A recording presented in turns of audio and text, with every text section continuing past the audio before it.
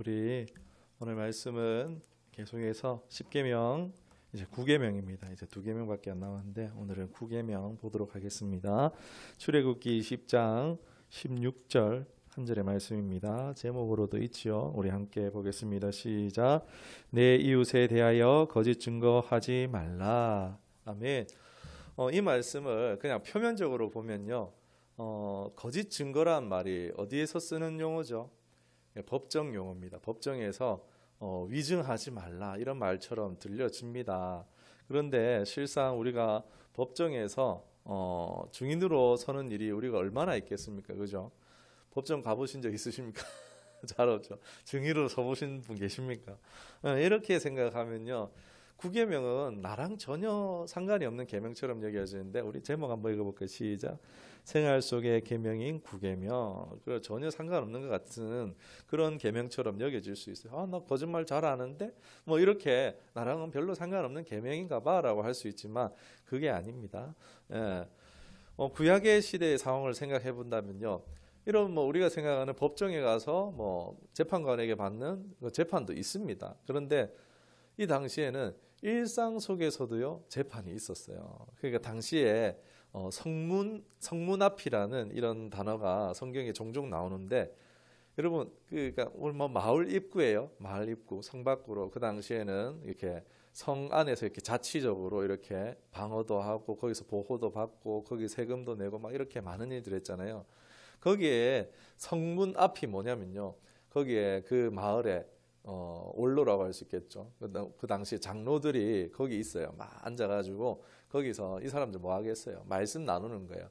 내가 이 말씀 봤는데 이런 말씀이 이런 은혜가 있었습니다. 막 이런 것을 나누기도 하고 거기서 각종 매매도 이루어지는 거예요. 막 사고 팔고 이번에 내 닭 한 마리 얼마 줄게 막 이런 식으로 사고 팔고 부동산 매매까지 성문 앞에서 다 이루어졌습니다. 그리고 뭐도 있었냐? 심지어 재판도 성문 앞에서 이루어지는 것을 볼 수가 있습니다. 보면은 룻기 4장 1절에 보면 이런 말씀이 있는데 지금 이 장면은 무슨 장면이냐면은 보아스라는 사람이 룻이라는 이 여인을 얻기 위해서 성문 앞에서 이제 기업 물을 자를 불러서 고엘이라는 제도를 행하는 거예요. 법적인 이런 제도를 행하는 장면도 룻기에 보면은 어디서 이루어집니까? 성문 앞에서 이루어집니다. 일종의 재판 같은 업무로 볼 수가 있겠죠. 일상을 생활하다가 여기는 성문은요. 오늘날 우리 한국 같으면 사랑방이기도 하고 민원 업무 처리소이기도 하고 법적, 사적 모든 업무들이 여기서 이루어지는 거예요. 그러니까 막 밖에서 일하다 왔어요. 막 형제가 막 밖에서 일하고 왔어요. 그러다가 막 싸웠어요. 둘 다 막 시시비비가 붙었어요. 그럼 어디 가겠어요? 성문 앞에 가는 거예요. 장로들 앞에 가는 거예요. 이런 일이 있었어요. 이러면서 막 증인은 있느냐 이러면서 막 그러면서 그러니까 일상 속에서 이 말씀은요. 거짓 증거하지 말라. 이 얘기는요. 그냥 일상적인 어떤 용어로 볼 수가 있는 거예요. 그러니까 거짓말도 될 수 있겠죠. 사람을 속이는 거, 또 은닉하고 은폐하는 거, 숨기는 거, 이런 것들이 될 수가 있겠습니다. 우리 생활 속에 많은 거짓말들이 있어요. 근데 그 부분은 상식적으로 우리가 생각할 수 있는 부분이니까 나누지 않도록 하고 성경의 부분에 오늘 좀 주목했으면 좋겠습니다. 우리 한번 읽어볼까요? 시작. 거짓은 불행과 심판을 가져온다. 우리 알잖아요. 막 양치기 소년 해가지고 막 늑대가 나타났다 이라고 어릴 때부터 거짓말 하지 마라고 막 이렇게 많이 가르쳐 왔잖아요. 거짓 증거란 것이 그 속성이 뭘지 한번 좀 생각해 봤으면 좋겠는데 속이는 거죠. 남을 속이는 거예요. 한 사람이나 어떤 단체나 대상을 희생시키고 파괴시키고 억울하게 만드는 그런 일을 야기시킵니다. 거짓이라는 게. 그 양치기 소년이 나타났다 이래가지고 사람들 막 헐레벌떡 하던 일 다 내려놓고 뛰어왔는데 어떻게 됐어요? 막 속았죠. 억울하고 화나고 이놈을 시키지. 두들 패지도 못하고 막 이러다가 나중에 막 양이 다 늑대에 물려가고 막 이런 일이 나타나죠. 손해를 만들어내요. 희생시키고 파괴시키고 억울한 일을 만들어냅니다. 그러니까 거짓말은요 그거예요. 별거 아닌 것 같지만 그 속에는 나의 이익을 추구하고 나의 만족을 추구하고 타인을 해하고자 하는 속성이 거짓에 있다라는 거예요. 그냥 거짓말은 없습니다. 예로 성경에 보면은 나봇의 포도원 이야기가 나오는데 뭐 읽지는 않아요. 열왕기상 21절 뭐 2절 보면은 나봇의 포도원이 아주 좋은 포도원이에요. 그것을 아합이라는 왕이 야 이거 마음에 드는데 내 갖고 싶은데 막 달라고 하니까 이거 안 됩니다. 조상적부터 물려오는 건데 이거는 줄 수가 없습니다. 이거는 하나님의 뜻이 아닌 것 같습니다라고 해서 안 주는 뭐 줄 수 없는 거예요. 그냥 조상으로부터 물려온 땅이었기 때문에 돈을 아무리 쳐줘도 줄 수가 없는 겁니다. 아방이 막 못 가져가지고 막 쭈글거리고 있는 거예요. 갖고 싶은데 이러고 있으니까 아내 이세벨이라는 악한 여왕이 와가지고 왕이시여 왜 그러시옵니까? 막 이러면서 나봇의 포도원 갖고 싶은데 어이구 내가 해결해 줄게 이러면서 나봇이라는 사람을 모함하는 거예요. 이 사람이 죄를 지었다. 나쁜 사람이다. 막 이렇게 뒤집어 씌워가지고 희생시키는 겁니다. 그리고 나서 이제 나봇의 포도원을 내가 받아왔습니다. 이러니까는 아방이 좋다고 그걸 냠냠하고 하는 겁니다. 악랄하죠. 하나님께서 이걸 아시고 선지자 엘리야를 보내서 어찌 그래 하냐 막 이러면서 너가 어떻게 죽을지 내가 알려준다 이러면서 홍군형이 납니다. 이렇듯 거짓은요 상처와 손해를 끼치게 됩니다. 그게 크든 작든 물질적이든 아니면 내적인 것이든 시간적인 것이든지 이 입에서 나간 거짓말은요 반드시 누군가를 희생시키게 되어진다는 것입니다. 그게 다른 사람이 아닐지언정 내가 거짓말을 함으로 인해서 내 자신의 명예와 신뢰도가 손상이 되는 거죠. 내 인격이 내 자아가 파괴되기도 한다는 것입니다. 그리고 거짓말은요 좋은 게 없어요. 결국 좋은 게 없습니다. 좋을 게 없습니다.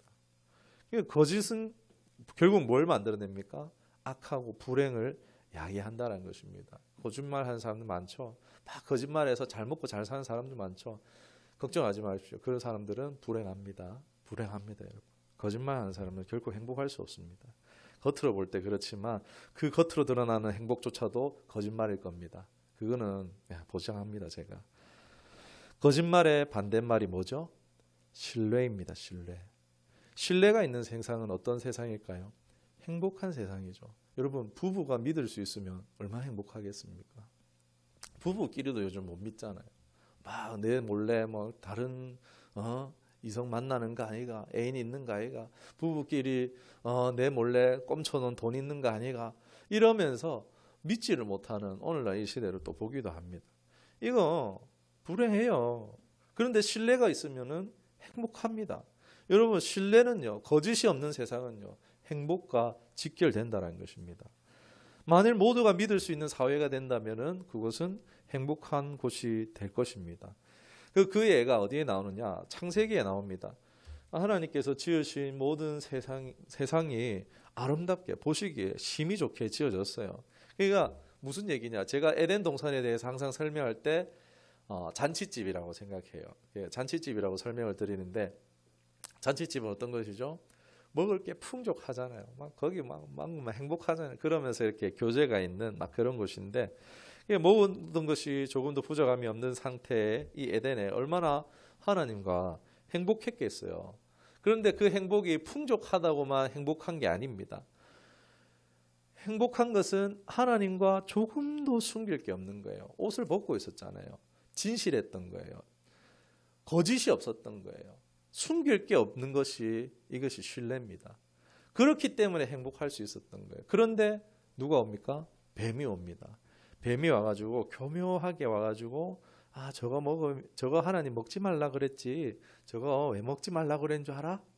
너희가 하나님처럼 될까봐 먹지 말라 그랬어. 저거 먹으면 하나님처럼 돼? 하고 하면서 하나님의 말에 대해서 신뢰를 잃게 만들고 보니까 보암직도 먹음직도 해보이게 그냥 유혹시킨 겁니다. 이러니까 넘어간 거죠.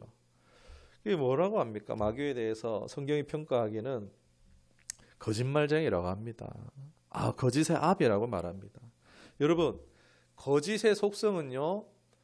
거짓이 왜 불행을 만들어내는가 하여 봤더니 그 거짓의 근원이 무엇입니까?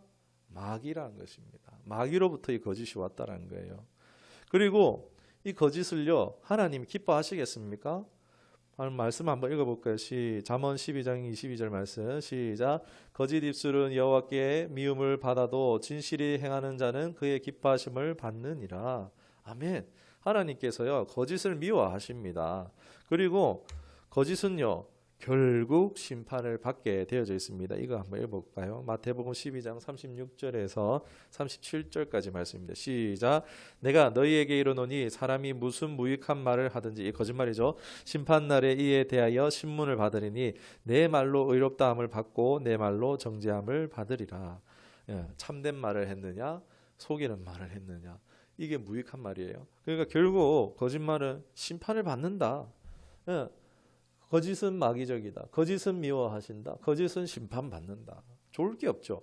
우리가 마귀적이며 미워하시며 심판을 받게 되는 이 거짓말, 우리 사소한 거짓말이라도 주의해야 될 것입니다. 그리고 이번에 생각해 볼 거는 구계명을 주신 이유는요, 이게 앞에 거랑 좀 이어집니다. 이 공동체의 행복을 지키는 계명으로서 구계명을 주셨다는 거예요. 계속 우리 10계명 나눠왔죠. 그 10계명이 하나님 왜 주셨다 그랬어요? 하나님이 주신 그 공동체가 행복할 수 있도록 하나님께서 삶의 질에 대한 관심이 있으시다라고 계속 말씀드렸어요. 그 9계명도요 최소한으로 이 공동체가 신뢰가 무너지면 어떻겠어요? 우리 막 물건을 샀어요.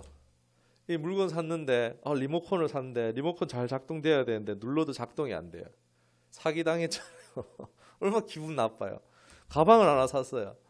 고리가 톡 끊어져 버려요. 보기에는 괜찮은데 그 사기당한 거잖아요. 그런 식으로 신뢰가 무너진 세상은요 불행합니다. 그런 것들도 다 거짓말입니다. 속임이에요. 빼돌리고 은닉하고 이런 것들도, 자기가 취하고 이런 것들도 다 이게 거짓말입니다. 포장하는 것도 다 거짓에 될 수가 있는 겁니다. 아무튼 이 최소한 사람의 공동체를 불행하게 만드는 이 거짓에 대한 이 거짓 증거의 제도를 둠으로써 불행한 공동체가 되는 것을 막고자, 신뢰가 무너지는 공동체를 막고자 함이라고 할 수가 있습니다. 맨날 사기치면 어떻게 해야 돼요? 그 나라 망합니다. 발전 안 해요. 속이는 그 나라는요 발전 못합니다. 계속 그래서 거짓말해서 자신의 나라를 불리는 나라 있죠. 계속해서 타인의 나라를 침략해서 빼앗는 나라가 있죠. 중국도 그렇고 북한도 그렇고 러시아도 지금 그렇습니다. 그런 나라들이 그런 거예요. 만일 이 성경에 보면은 이런 나라가 되지 않기 위해서 어떤 법적인 조치를 했느냐면은 위증으로 죄 없는 사람을 만약에 처형할 수 있잖아요. 그러니까 이 사람 죄가 없어요. 근데 이 사람 앞에 있는 이 사람이 거짓말을 해서 이 사람이 죽었어요. 만약에 사형에 해당하는 것으로 죽었어요. 그럼 어떻게 되겠습니까? 그 죄값은 누가 치러야 되겠습니까? 정확하게 확인 안 한 공동체의 책임이 있는 거예요. 그러니까 사회가 정의롭지 못하면은 어떻게 되는 줄 아십니까? 거짓 증인에게 속아가지고 사회가 정의로운 사람을 죽였을 때에, 불의하게 억울하게 죽였을 때 그 피값은요 그 사회가 갖게 되어진다는 겁니다. 그 공동체가 하나님의 심판을 받게 되어진다는 거예요. 이거 무서운 일 아닙니까? 그러니까 판사, 변호사 이런 사람들 굉장히 중요한 거예요. 이 거짓에 속아서 이렇게 사회가 이래버리면요 그 나라는 하나님의 심판이, 진노가 차곡 쌓이고 마는 거예요. 결국 이 부정과 부패가 계속 쌓이면은 하나님이 찍어 누를 수도 있는 거죠. 그 나라가 끝이 날 수도 있는 겁니다. 거짓은요 이렇게 파괴적인 것입니다. 별거 아닌 게 아니에요. 막 증인 막 법정 소송에서 증인이 막 무서워서 막 잘못 얘기해요. 잘 기억도 안 나는데 막 이런 걸 갖다가 막 이래가지고 억울하게 죽는 사람들이 나옵니다. 그 결과는 파괴적이고 결국 그 사회는, 공동체는 하나님의 축복을 누릴 수도 없을 뿐더러 심판을 받게 될 수 있다는 거예요.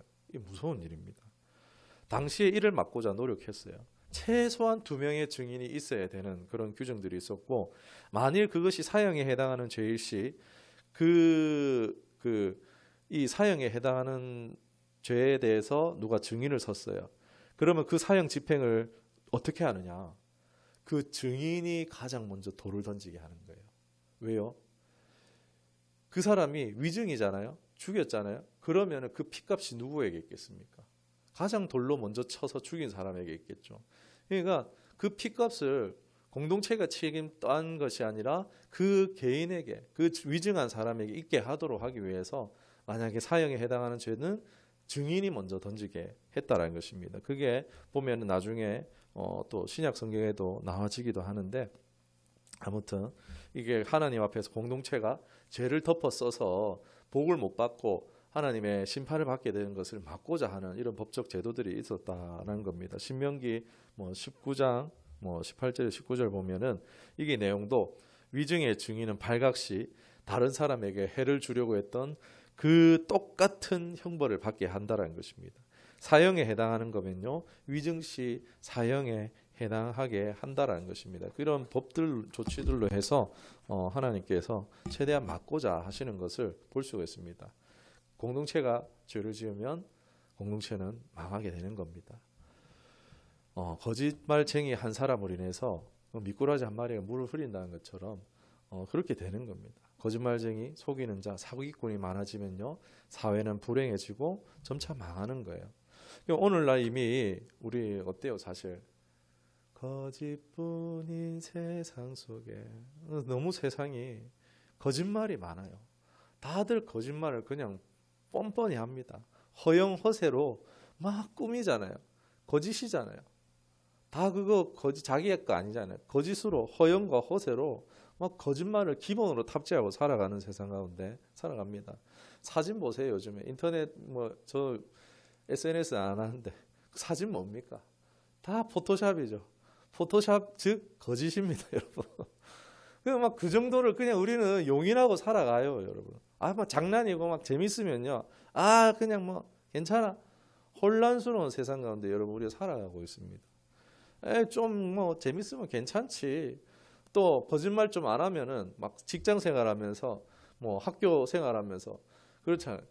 우리 학교 생활에서도 다 같이 막 거짓말 해야지, 막 거짓말 안 하면 오히려 피해주고, 여러분 선생님 숙제 있는 이러면서 그런 거 있잖아요. 막 거짓말 하면은 거짓말 안 하면은 막 단체가 막 피해주고 손해 보는 분위기인 경우도 있습니다. 그게 학교든 직장이든 있는 거예요. 그러나 우리는 어떻게 해야 됩니까? 로마서 12장 2절의 말씀처럼 우리 함께 볼까요? 시작. 너희는 이 세대를 본받지 말고 오직 마음을 새롭게 함으로 변화를 받아 하나님의 선하고 기뻐하시고 온전한 뜻이 무엇인지 분별하도록 하라. 아멘. 우리 그리스도인들을 통해서 이 세상이 그나마 그래도 살만한 거예요. 모르셨죠? 세상이 거짓말하는 세상이 되면요, 이 세상은요 정말 불행한 세상이 됩니다. 그런데 그 중에 거짓을 행하지 않는 사람들, 속이지 않는 사람들, 정직한 사람들이 있으니까 운행이 되는 거예요. 바닷물이 몇 프로의 소금물로 인해서 썩지 않습니까? 바닷물은 썩지 않고 항상 신선하잖아요. 3%에서 5%까지 되는 그 소금으로 인해서 바다가 썩지 않습니다. 그런 것처럼 나라가 썩지 않는 이유는요, 그 거짓을 행하지 않는 그런 사람들 때문에 그나마 그래서 이 세상 살만하다라고 하는 이유가 그런 데 있는 겁니다. 우리 하나님께서 성도를 향해서 뭐라고 말합니까? 너희는 소금과 빛이다. 소금의 역할을 하라는 거예요. 소금의 맛이 잃으면은 밟힌다 그랬잖아요. 근데 나라가 왜 있다고야? 우리 막 왜 이런 거야? 라고 하면서 지금 막 세상이 막 이렇다라고 욕이 나오는군요. 그건 사실 세상을 욕할 게 아니에요. 세상은 원래 그렇습니다. 세상은 원래 악하고 원래 거짓뿐입니다. 그럼 누가 문제입니까? 그 3%의 소금이 잘못한 거예요. 그러니까 하나님은요, 그 나머지에 주목하고 있지 않아요. 하나님은요, 예수님은 소금에게 집중하고 있어요. 소금이 지금 그 역할을 잘하고 있느냐, 그 빛의 역할을 잘하고 있느냐, 거기 주목하고 있는 거예요. 그러니까 세상부터 욕할 것이 아니고, 만약에 내가 사기를 당했어요, 속았어요. 세상 욕할 게 아니에요. 소금이 소금 역할을 잘했는가? 교회가, 성도인 내가, 목회자들이 그 역할을 잘하고 있는가? 그것부터 우리는 생각해 봐야 될 겁니다. 우리 나부터 한번 잘 점검해 보셨으면 좋겠습니다. 그리고 이제 중요한 내용인데 같이 보겠습니다. 시작. 거짓으로 파괴된 말의 권세를 회복해야 합니다. 예. 6계명이 뭐 살인하지 말라. 그것이 적극적인 의미로 생명을 사랑해야 된다 하는 것처럼요. 9계명은요. 거짓말이 이게 뭐 종류가 많죠. 속임, 중상모략, 피해를 주는 은폐, 침묵, 비난, 비판 이런 건 당연히 안 되는 거. 심지어 허세나 아첨과 과정까지도 이런 것들도 하면 안 됩니다. 이런 건 사실 최소한인 거예요. 그 이제는 적극적인 의미가 뭐겠습니까? 9계명이 말하는 건요. 참된 말을 하는 거예요. 진실된 말을 하고 살리는 말을 하는 거예요. 속여서 빼갖고 죽이는 말을 하는 게 아니라 살리는 말, 생명의 말을 하라고 하는 것이 적극적인 9계명의 의미라고 볼 수가 있겠습니다. 예, 하나님께서는 이 세상을 창조하실 때 뭐로 창조하셨을까요? 하나님의 말씀으로 창조하셨습니다. 하나님의 말씀, 그 하나님의 말이 어떤 말인지는 우리가 이거 정확하게 알 수는 없지만 어마어마하게 능력이 있으셨다라는 거예요. 빛이 있으라. 이거 빛이 쫙 생기는 거예요. 물은 모여라. 물이 쫙 모이는 거예요. 무튼 드러나라. 그럼 물이 쫙 흩어져서 거기 땅이 나오는 거예요. 땅과 바다는 생물을 내라. 쫙 나오는 거예요. 생명들이. 하늘은 별을 내라 하면 별들이 쫙쫙쫙 생기는 거예요. 광명체가 생기는 거예요. 하나님의 말씀은요. 굉장히 능력이 있는 거예요. 그러니까 하나님의 그 다른 건 잘 모르겠어요. 그런데 그 하나님의 말 자체의 권세가 어마어마하다는 거예요. 모든 피조 세계의 모든 피조물들이 하나님의 말씀에 순종할 만큼 그 하나님의 말의 권세가 어마어마하다라는 거예요. 그 어마어마한 권세의 말씀을 바로 들으면 어떻게 되겠어요? 귀가 뻥 터지지 않겠습니까? 아무튼 네, 직접 듣는 게 아니고 아무튼 딴 데로 셀 뻔했는데 하나님의 말씀이 권세가 있어요. 그런데 말을 누가 이어받았습니까? 피조물 중에 유일하게 이 언어, 말의 권세를 받은 대상은 바로 사람입니다.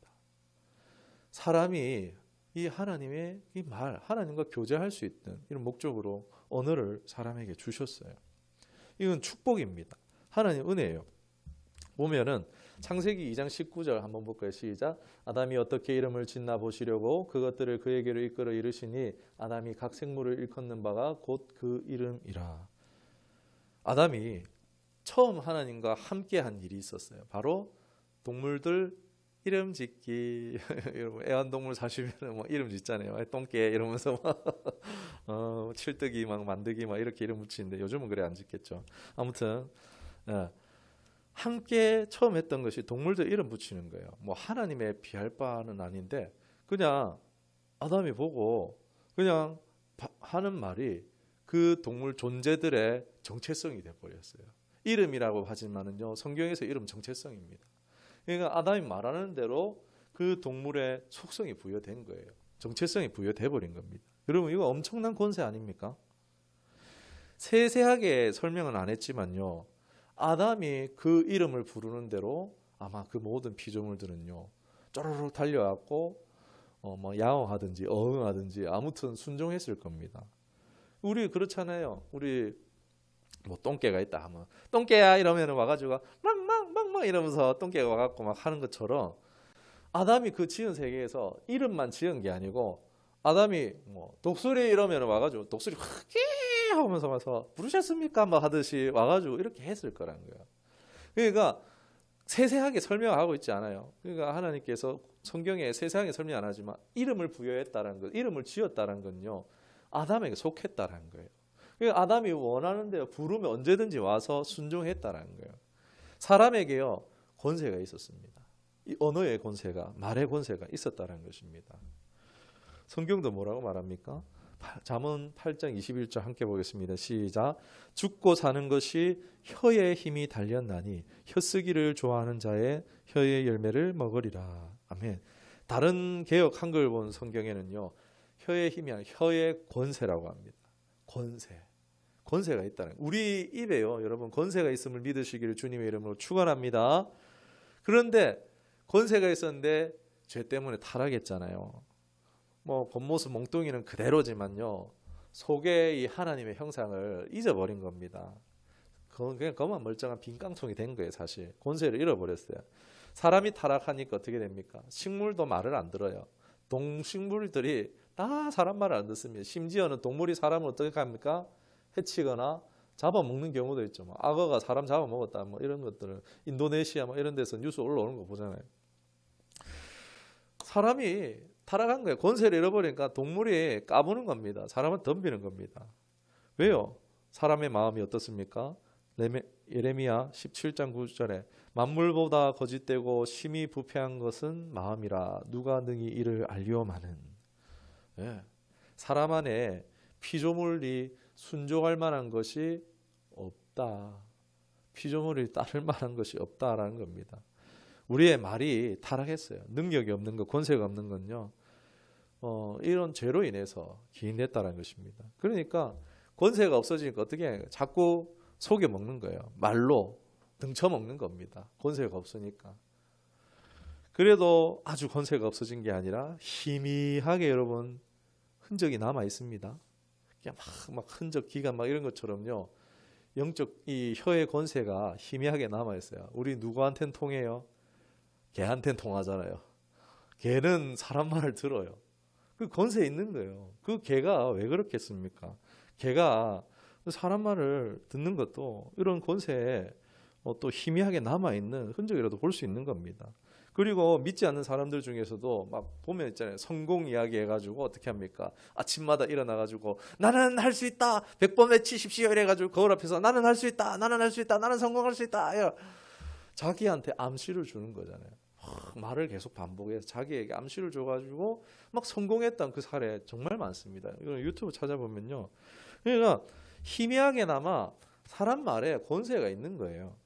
그러니까 일상 속에서도 믿지 않는 사람들 속에서도 이걸 빨리 깨우친 사람은요. 이걸 이용하는 거예요. 써먹는 거예요. 베드로전서 3장 10절에 그러므로 생명을 사랑하고 좋은 날 보기를 원하는 자는 혀를 금하여 악한 말을 그치고 그 입술로 거짓을 말하지 않고. 세상 사람들도 말을 가려서 합니다. 믿지 않는 사람들도요. 품격 있는 말을 해요. 온전한 말, 순전한 말 이런 말들을 쓰려고 해요. 오히려 막 그 세상적인 사람들이 더 이 말을 더 조심하려고 합니다. 그 믿는 사람들이 어떻게 해야 되겠습니까? 말을 더 가려해야 되는 거예요. 그것을 어떻게 할 수 있습니까? 먼저 땡땡으로 채워져야 말이 바뀐다라는 것입니다.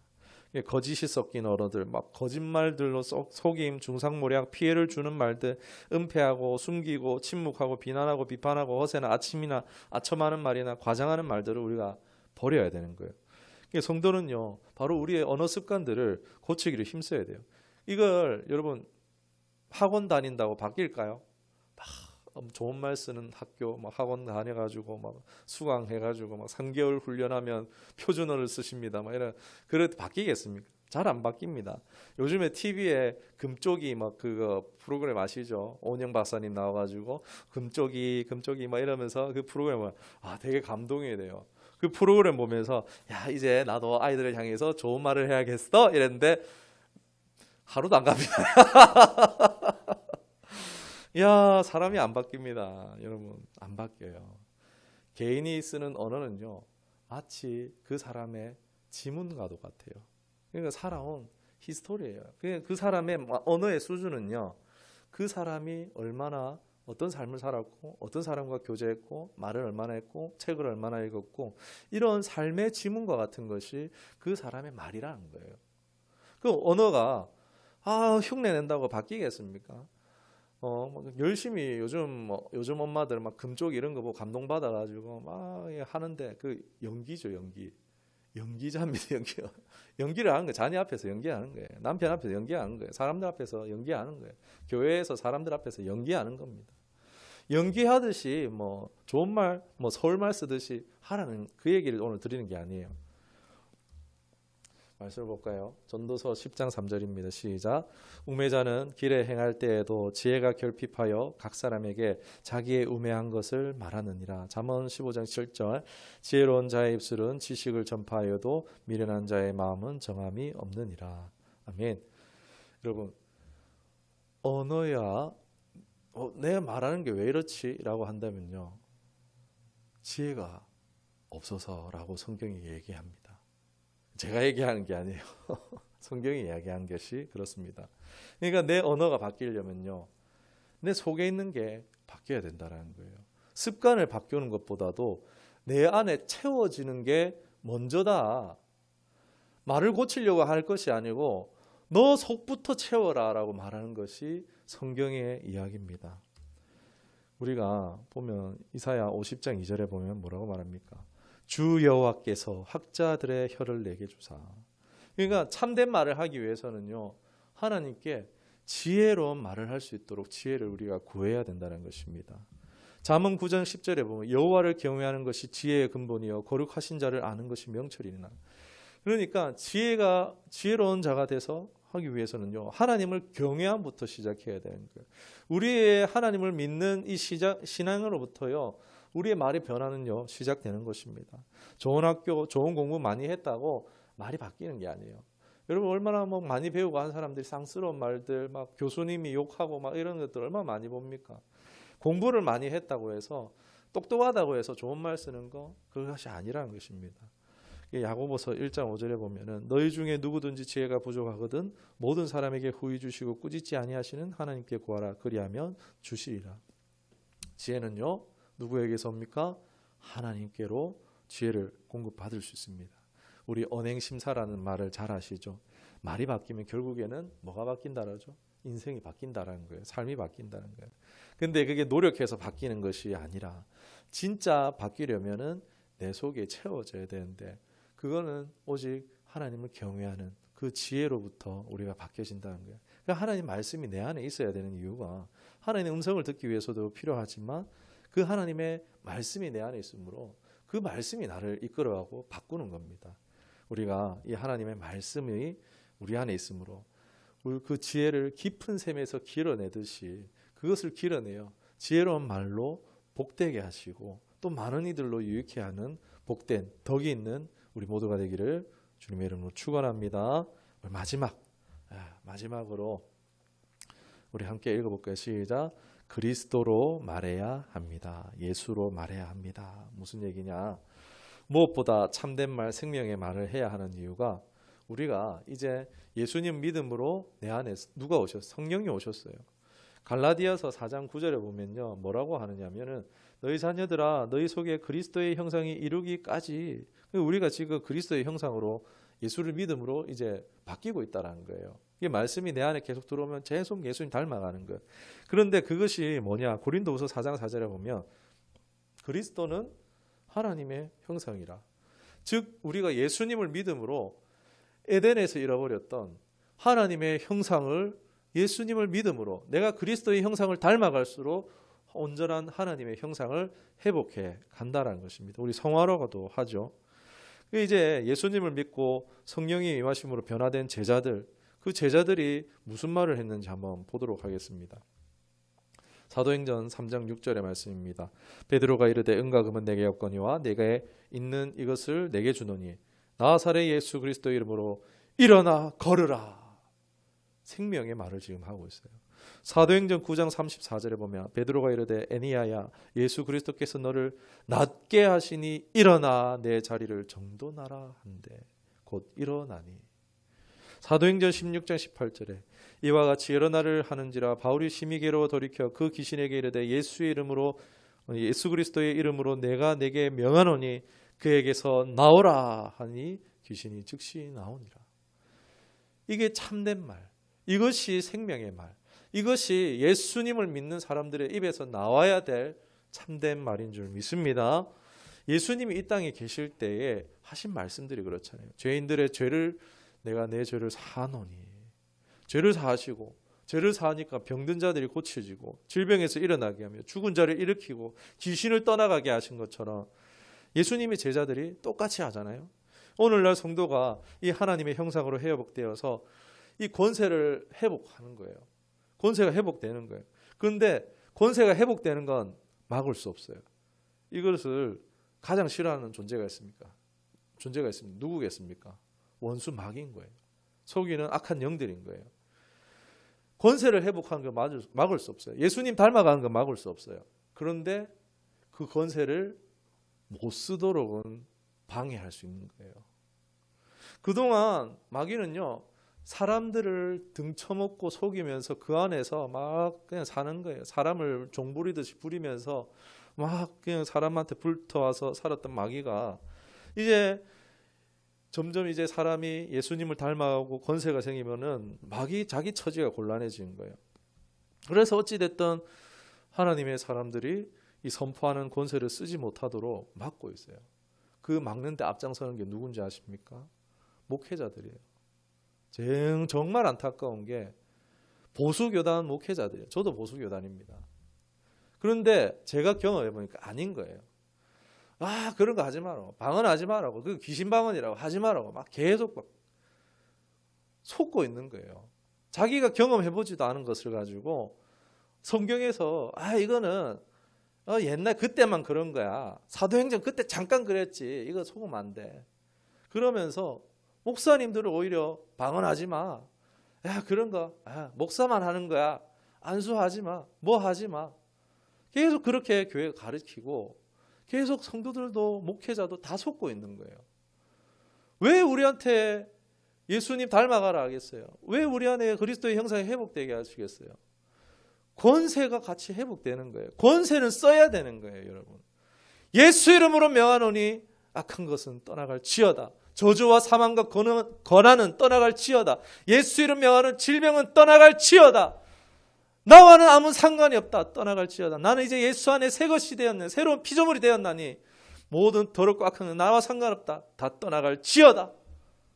선포하셔야 되는 거예요. 매일 선포하셔야 되는 거예요. 죄와 미워가 나를 속이는 근심과 걱정과 염려야 다 떠나가라. 가난과 저주와 질병아 너는 떠나갈지어다. 선포하셔야 되는 거예요. 예수를 믿으면 우리는 권세가 회복되었습니다. 이 권세를 쓰시는 저와 여러분 되기를 주님의 이름으로 축원합니다. 야고보서 4장 7절에 그런즉 너희는 하나님께 복종할지어다. 마귀를 대적하라. 그리하면 너희를 피하리라. 에베소서 6장 13절에 그러므로 하나님의 전신갑주를 취하라. 이는 악한 날에 너희가 능히 대적하고 모든 일을 행한 후에 서기 위함이라. 왜 넘어집니까? 대적을 안 하기 때문에 넘어지는 겁니다. 우리는 이 살리는 말, 생명을 말을 하도록 부름받은 자들인 줄 믿습니다. 그리고 나아가서는 사랑하라라고 말씀하시잖아요. 로마서 12장 14절에 너희를 박해하는 자를 축복하라. 축복하고 저주하지 말라. 사랑하라는 거예요. 사랑의 말을 하라는 거예요. 살리는 말을 하라는 거예요. 저 사람이 나한테 사기를 치고 등쳐먹고 어떻든 간에 축복하라는 거예요. 원수까지도 사랑하며 그들을 축복하는 사람이 바로 주님을 닮은, 또 주님을 닮아가는 저와 여러분인 줄 믿습니다. 우리 여기까지 가셔야 돼요. 거짓말 안 하는 건요 당연한 것입니다. 그러나 그 수준은 자기 만족밖에 안 되는 거야. 나 정직하게 살았어. 그냥 자기 만족이에요. 그러나 9계명의 참된 의미는요 참된 말, 생명의 말을 하는 데까지 가는 것입니다. 그것이 공동체를 지키게 되고 정직을 말하며 세상을 썩지 않게 하는 그런 소금의 역할을 감당하는 것이며 지혜로운 말을 하여 삶의 변화와 또한 유익을 끼치고 그리스도를 말함으로써 원수 마귀의 세계를 무너뜨리는 것입니다. 그리스도로 선포하여서 치유와 회복과 생명을 살리는 그런 덕스러운 입술로 쓰임받는 저와 여러분 되기를 주님의 이름으로 축원합니다. 생활 속에서 9계명, 우리 생활에 밀접한 계명이죠. 거짓은 불행과 심판을 가져옵니다. 9계명은 공동체의 행복을 지키는 계명입니다. 거짓으로 파괴된 말의 권세를 회복해야 합니다. 먼저 지혜로 채워져야 말이 바뀝니다. 우리 그리고 그리스도로 말해야 합니다. 이것이 9계명입니다. 우리 기도하겠습니다.